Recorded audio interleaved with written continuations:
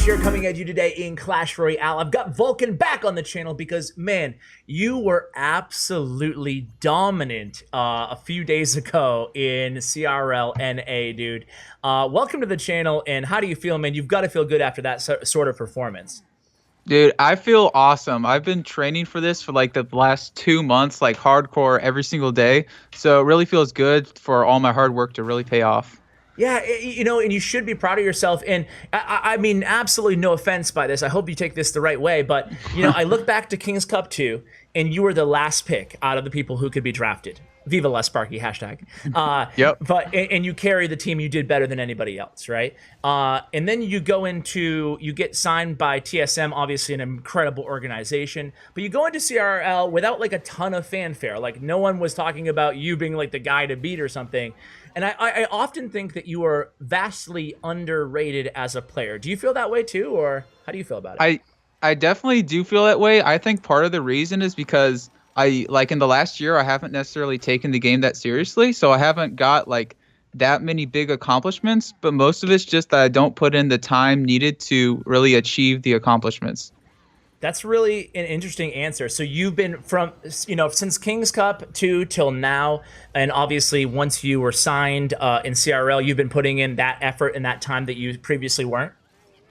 Not even really in the last 2 months I've been putting in the effort. Before then, I was really concentrating on school because I was going to college. So like I would play maybe 2-3 hours a day at most, but now I'm playing like 6 hours a day, 7 hours a day, you know? Whoa, that is awesome, man. Well, it definitely, you can see it in your gameplay. I feel like especially 3 of your 4 matches were, and I'm sure you can point out mistakes, but to me, from the viewer, I felt like it was picture perfect gameplay, and I was so impressed, especially with this first one that I want to start with, this replay against Colton, another great player, obviously, and you just absolutely wrecked with this Mega Knight Graveyard deck. I shared a very similar deck on the channel about a week ago, and I was excited to see you playing it, but you took this to the next level, especially with your NATO plays. Like godlike NATO placement and usage in some unorthodox situations that I really want you to talk about as we go through the replay. And anything going into this match about the deck, any like advice or notes about it? Definitely. The hardest part about this matchup is the cannon cart because Ice Golem cannot defend a cannon cart by itself. As I figured out in the match, he got a lot of damage from my tower. I actually thought it could, but apparently it doesn't.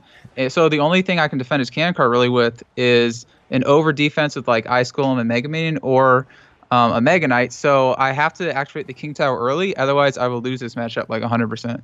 Okay, so it's all about activating that King Tower. Also, if you guys, I'm not going to do like a tech video. You guys know that's not what I'm known for, but OJ put out like a tornado tech video that I'll link in the description below if you guys want like the absolute picture perfect tile placement for the NATO. But let's go ahead and watch this, man. Are you ready? Yes. 3, 2, 1, play. And here you guys are going right into the match, both at your podiums. Are you like super nervous? I mean, you do have some experience, obviously. So how nervous are you before a match like this? To be honest with you, I was pretty nervous this day just because this is one of like, if not the best team right now.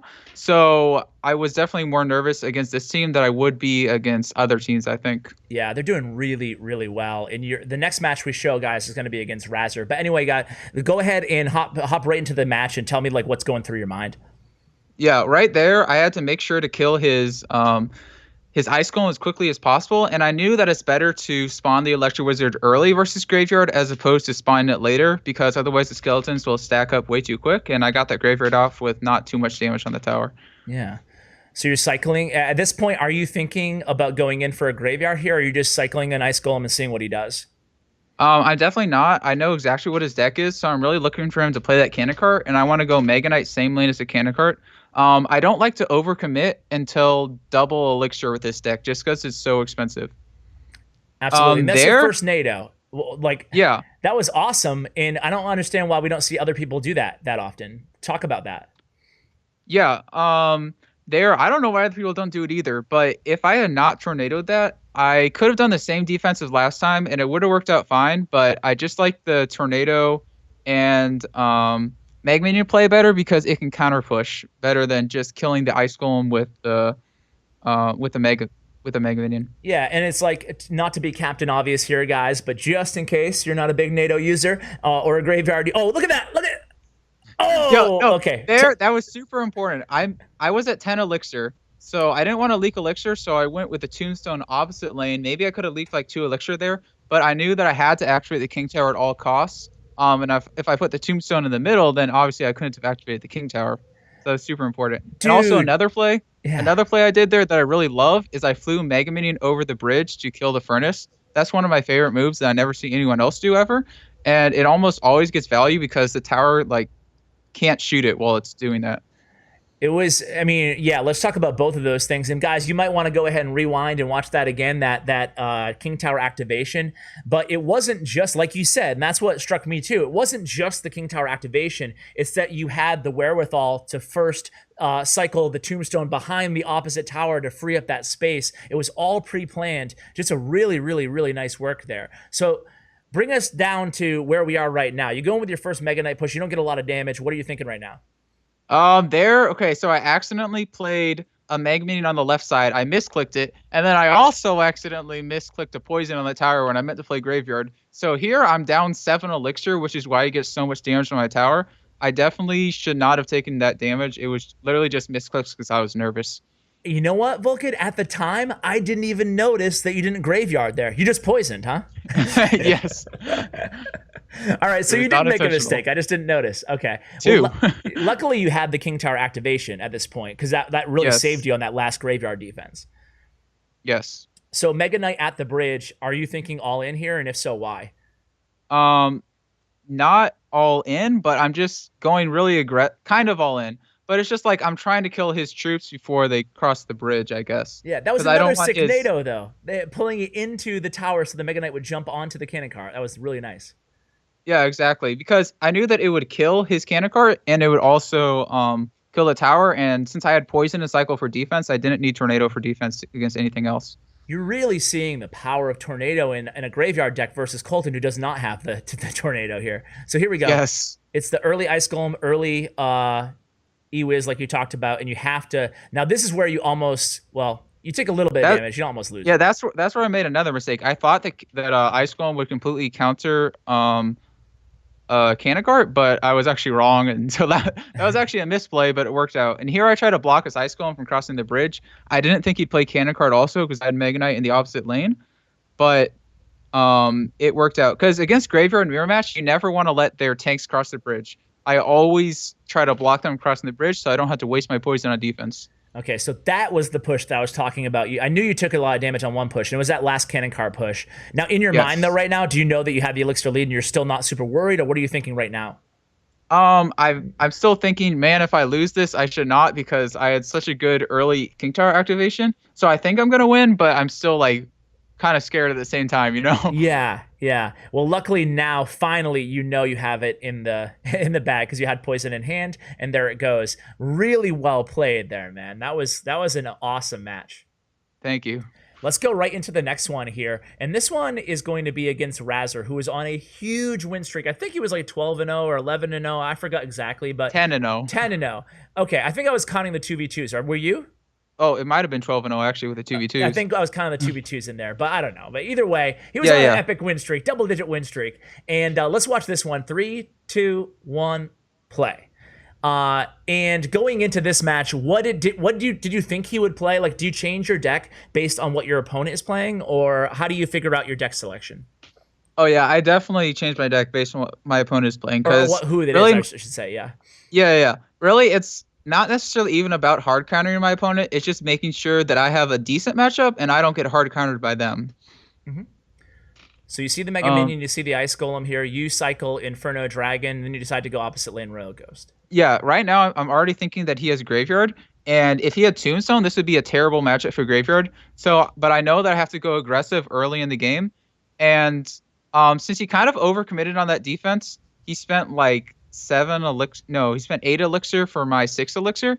I knew that I could go in aggressive, and then this Magic Archer is super important. Anytime that an opponent gives you Magic Archer value, you should take it as long as they don't have like a really heavy beatdown deck. That was insane Magic Archer value there. Magic Archer alone got like 1,000 damage, if not more, off that Yes, tower. Okay, so even exactly. though it's 4 elixir, you're still comfortable, like, because of his Mega Minion placement, you were comfortable putting it down. Yes, and also because this is he has the advantage in double elixir. I have the advantage in single elixir, so I'm really trying to make sure I take advantage of that. And here, Lumberjack can like completely deny a graveyard as long as you kill the tank pretty quickly. So I made sure to kill the tank, and I put Ice Golem in front to counter push.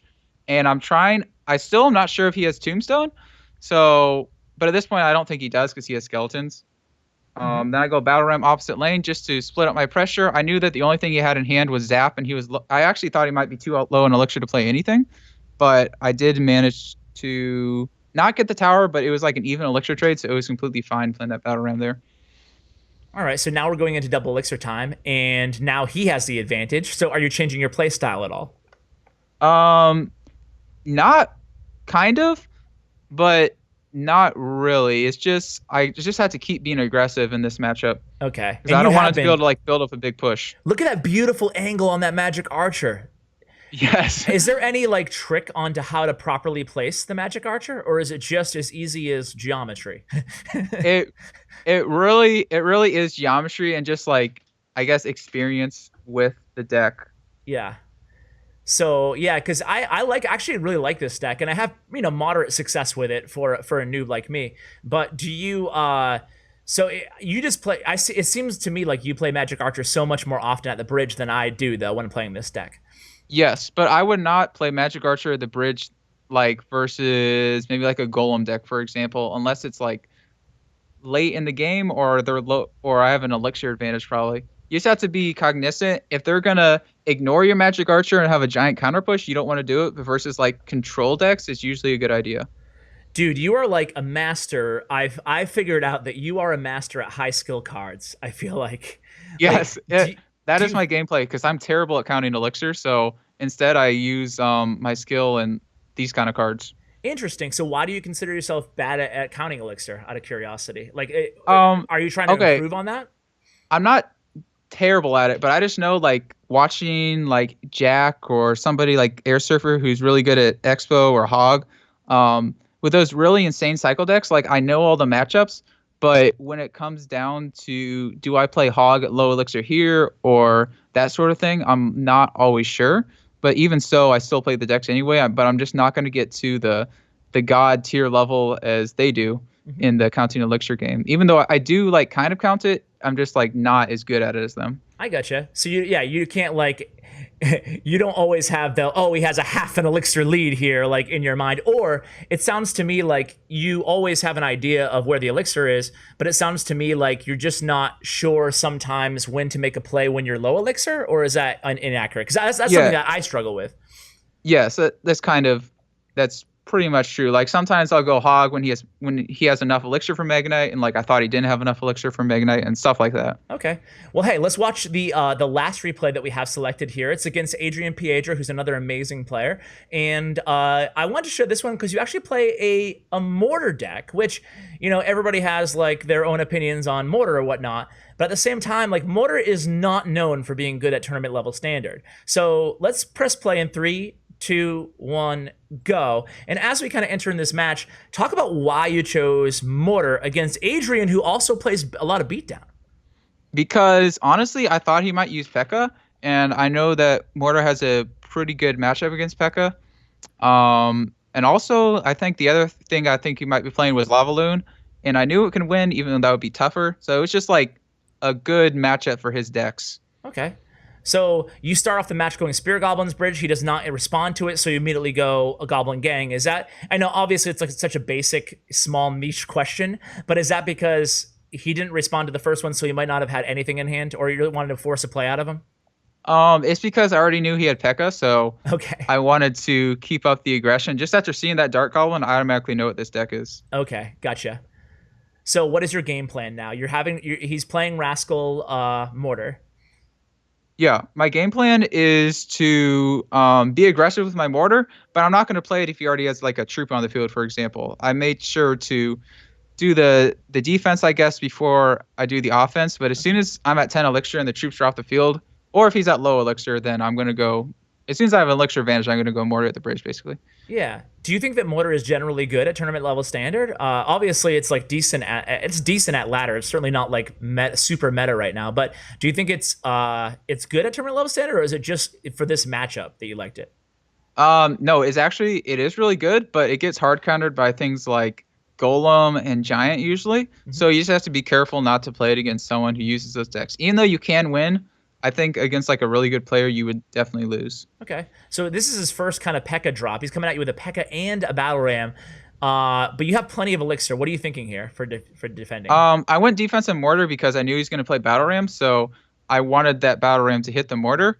And here I have Log, so I'm just making sure to defend, and I'm not really too worried about this, but I try not to overcommit. He does get the Royal Ghost through, a little bit of a late miner by me, so he got a lot of damage from my tower. But here I'm going aggressive because I know that against P.E.K.K.A you have to be aggressive. I was trying to play it before he had enough elixir for P.E.K.K.A, and that's why I played the Mortar like really early there. Okay.